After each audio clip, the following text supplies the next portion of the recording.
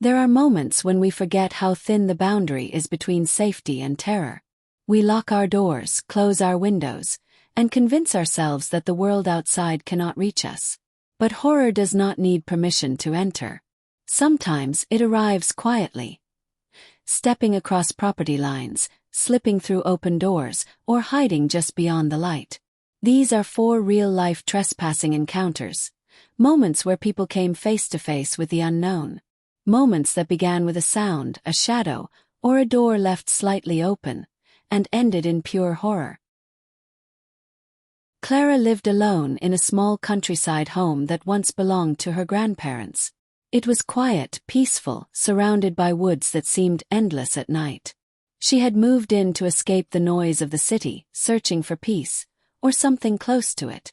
The only part of the house she never entered was a storage room at the back.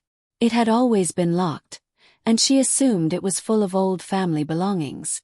She never questioned it, at least, not until she began hearing movement inside it at night. Started softly, faint shuffle, slow dragging sound, something that could be explained away as rats or settling wood, or simply her imagination. But one night she awoke to the distinct sound of footsteps, slow, deliberate footsteps, padding across her living room floor. She lay frozen, barely breathing. She listened. The steps moved closer to her bedroom door, and then stopped. She waited for hours, terrified to move. At dawn, she gathered the courage to open the door. Nothing was there. The house was completely still. But the back room, the one always kept locked, now stood slightly open. Clara's heart dropped into her stomach. She approached it slowly. The room was dark, completely empty except for an old table and a neatly folded blanket in the corner, as if someone had been sleeping on it. But there was something else. A window facing the woods had been pried open from the outside. Someone had been living in that room. She felt the terrifying realization wash over her. They had been there the entire time she'd lived in the house. And they were still inside. The moment she turned, a figure stepped from behind the door. Thin, pale, eyes wide and unblinking. They weren't startled. They weren't afraid. They simply smiled. Claire ran. She didn't look back. Police searched the woods for days, but the person was never found. Yet at night, Clara still dreams of footsteps quietly crossing her bedroom floor, stopping just on the other side of the door. Tomas lived in an apartment on the 3rd floor of an old building downtown. He worked night shifts, so he often got home just before sunrise. One morning, as he walked toward his building, something made him stop. His bedroom window, which faced the street, was open. He stared up at it, confused. He was certain he had closed it. He went inside cautiously. Nothing seemed out of place. No drawers opened. No missing items. Just that window, unlocked and wide. Trying to shake the unsettling feeling, he closed it and went to sleep. That night again, when he returned home, the window was open. This time, he knew for certain he had locked it before leaving. He inspected the frame. No forced entry. No damage. Someone had opened it from inside. He felt sick. So he set up his phone to record the window while he was gone. The next morning the window was open again. With shaking hands he opened the recording. For hours the room sat still. Silent. Nothing unusual. But at 3:41 a.m. something began happening. The window latch moved on its own. Slowly. Patiently. As if someone's fingers were unseen. Or very small. The phone picked up nothing else. Just the latch sliding open by itself. Tomas moved out the same day. But sometimes he still wakes up thinking about it. Because the window hadn't opened by itself. He knew that. He had watched it frame by frame. Something was in the apartment when he lived there. Something that knew how to stay out of sight.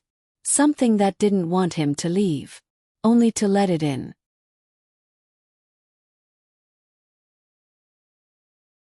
A family of 3, parents and their young daughter Anna, lived in a quiet northern home where winters were long and heavy. One evening, snow piled deep outside, soft and untouched like a blank sheet of paper. The house was warm, glowing in lamplight. Silent. Until Anna pointed at the window and whispered, "Someone's outside." Her parents looked. Nothing there. But the next morning when they stepped outside, they saw the footprints. Footprints circling the entire house. Not walking up to the door. Not leading away. Just circling. Round and round. As if whoever made them had been pacing around the house for hours. They led up to every window, Anna's window especially, pressed close enough that the snow beneath them was sunken deep. The police said it was probably a hunter who got lost. But the footprints returned every few nights, always in fresh snow, always circling. One night, Anna's mother woke to the sound of the back door handle clicking. Low. Testing the lock. Not breaking it. Just trying. She called out. No response. The clicking stopped. But in the morning, new footprints appeared. This time they didn't circle the house. They stopped in one place. Right beneath Anna's bedroom window. And they stayed there. 4 hours. Just watching.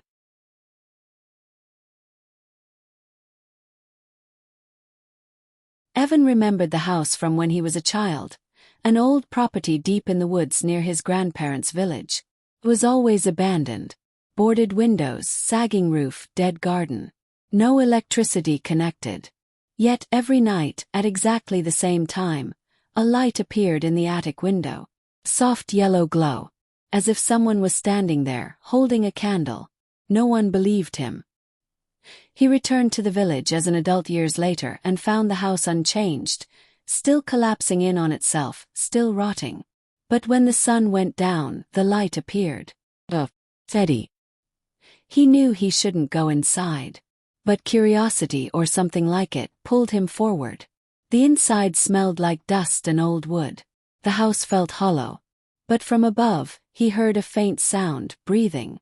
Slow human breathing. He climbed the staircase, every step creaking. The attic door was slightly open. He pushed it. The room was empty. The light flickered, coming not from a candle, but from a small battery-powered lantern sitting in the center of the floor. Next to it was a sleeping bag. Crumbs of food. Pair of shoes. Someone had been living there. But that wasn't the worst part. Evan saw his own name carved into the attic wall. Over and over and over again. Someone had been waiting for him. Sometimes the danger is not supernatural. Not ghosts. Not spirits. Sometimes the horror is simply someone who should not be there. Stranger. Watcher. A presence that crosses the boundary between their world and yours. And the worst part. Most trespassers don't want to steal. They want to stay.